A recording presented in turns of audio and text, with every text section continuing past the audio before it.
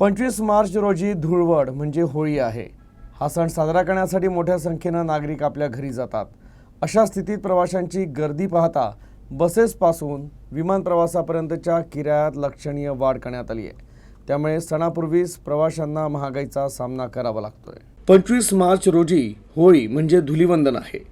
सण कुटुंबासह साजरा करण्यासाठी नागपूर, मुंबई, पुणे किंवा इतर शहरं आणि खेड्यापाड्यातून नागरिक मोठ्या संख्येने आपल्या घरी जातात।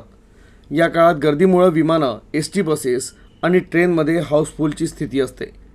त्यामुळे विमान तसंच खाजगी बसचे भाडे वाढले आहे। सिवनीसाठी एसटी बसेस 150 रुपये किराया करतात। तोच किराया छिंदवाड्यासाठी आहे। त्याचप्रमाणे पचमढीसाठी एसटी बसचा किराया 295 रुपये आहे। मात्र पचमढीसाठी खाजगी बसचा किराया 400 रुपयापर्यंत वाढवण्यात आला आहे। तर नागपूर ते दिल्ली आणि मुंबईचा किराया 50 ते 60% वाढला आहे।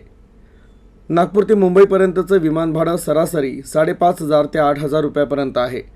पण आता या विमान तिकिटांची किंमत 20,000 रुपयापर्यंत पोहोचली आहे। दिल्लीच्या फ्लाईटचा किराया 15 ते 20,000 रुपयावर पोहोचला आहे। नागपूर ते पुणे विमानांच्या तिकीट दरात लक्षणीय वाढ झाली आहे। पुण्याची तिकीटं 12 ते 15,000 रुपयापर्यंत उपलब्ध आहे।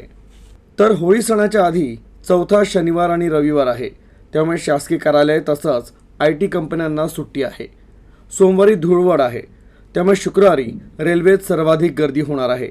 सध्या अनेक गाड्यांची तिकीटं उपलब्ध नाहीत। पुणे मुंबईहून नागपूरकडे येणाऱ्या गाड्यांमध्ये प्रतीक्षा यादी लांबल्यानं प्रवाशांना मोठ्या अडचणींचा सामना करावा लागतोय।